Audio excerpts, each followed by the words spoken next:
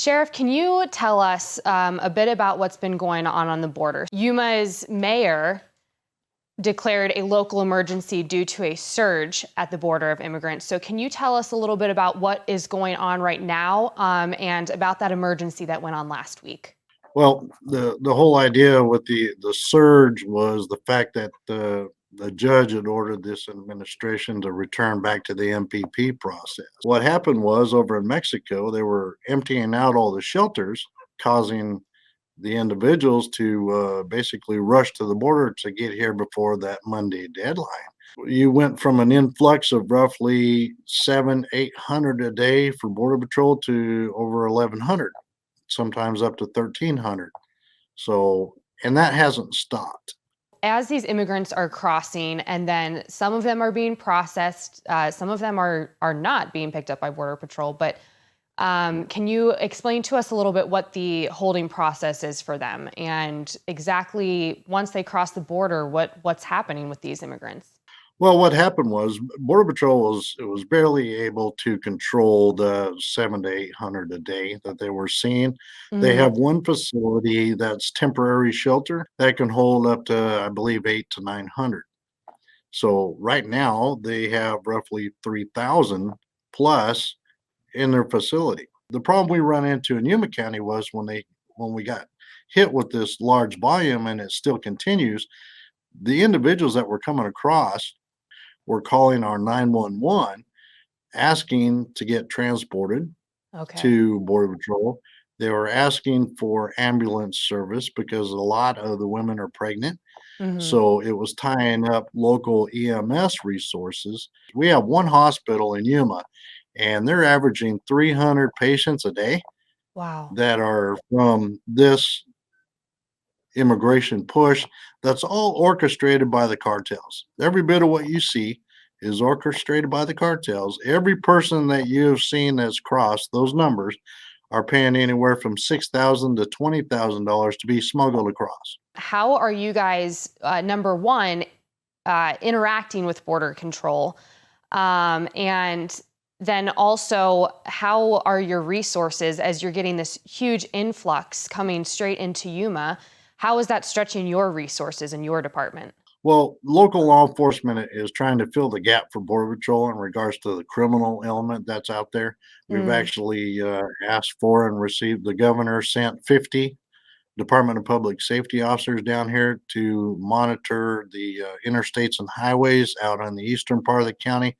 And for the last 6 days, they've already been able to confiscate over 600 pounds of hard narcotics that were being smuggled up across our remote desert. We're tasked with investigating the deaths that happen out in the desert because the federal government does not do that.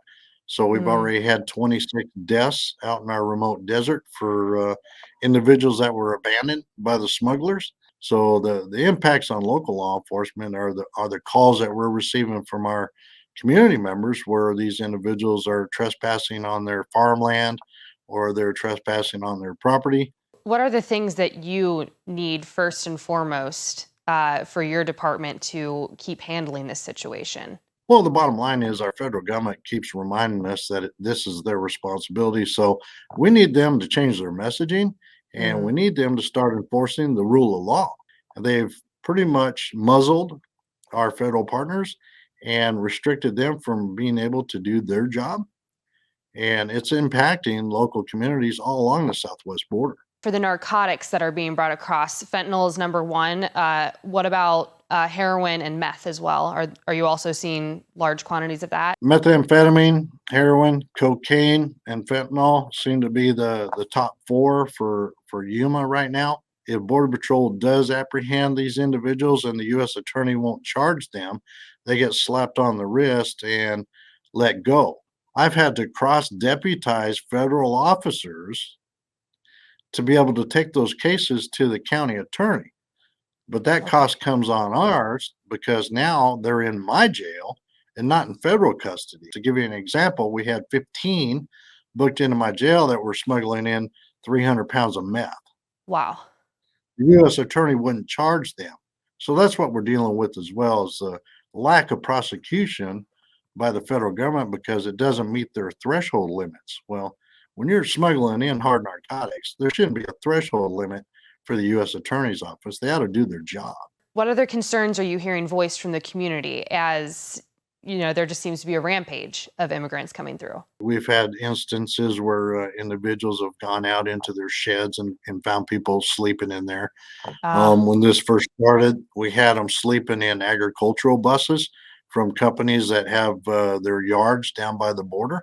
so you mentioned that you think a large part of the surge was due to the fact that the Remain in Mexico policy is coming. Do you think that this type of surge is just going to continue, or do you think this is just a bump for the next couple weeks and then it'll go back down to, several hundred a day coming across the border, or do you just see kind of no end in sight to this type of surge? Well, right now, from talking with our federal partners on the ground, they don't see this stopping or slowing down at all. It's Okay. just increasing, and with the reimplementation of the MPP process, that's a false narrative from Washington D.C. as well, because they're only granting 10 a day for dedicated Border Patrol stations for Right. MPP.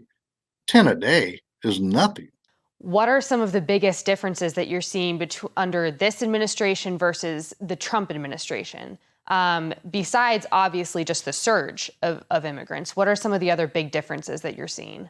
Well, when you go from 25 to 30 apprehensions per month to a jump in January, as soon as they changed the MPP protocols Hmm. to 200 up to 1100 a day, in my 37 years of law enforcement here on this border, I have never seen this many in this short amount of time ever in my career. And neither has any other sheriff along the border.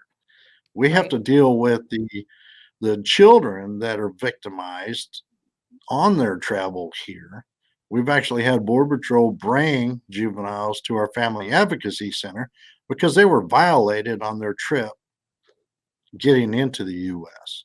You're seeing the fact that their personal and political ideologies insert law enforcement and diluting enforcing the rule of law has caused this. What do you think are some other top priorities that need to be addressed on a federal level? Well, they need to listen to Border Patrol on what they need.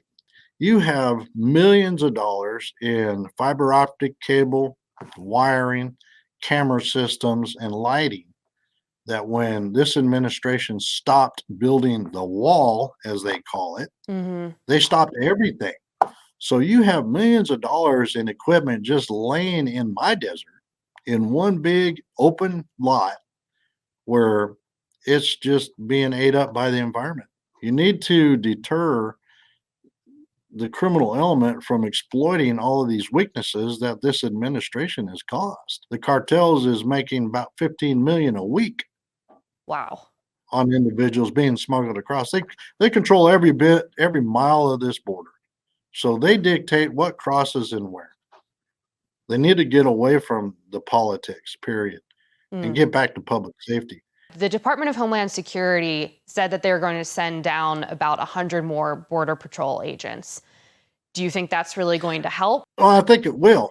I think we need to get our Border Patrol agents back into the field doing their primary responsibility. And I've already told the, our senators and our reps back in D.C., Hmm. they can send federal officers from BLM, U.S. Fish and Wildlife Service. You can actually send the Coast Guard here to assist Border Patrol in doing the processing of individuals to keep Border Patrol out in the field. And that's what America needs to understand is they're not staying in my county.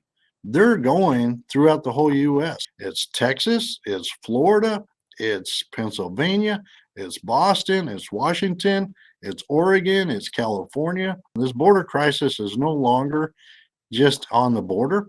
It's coming to their backyard.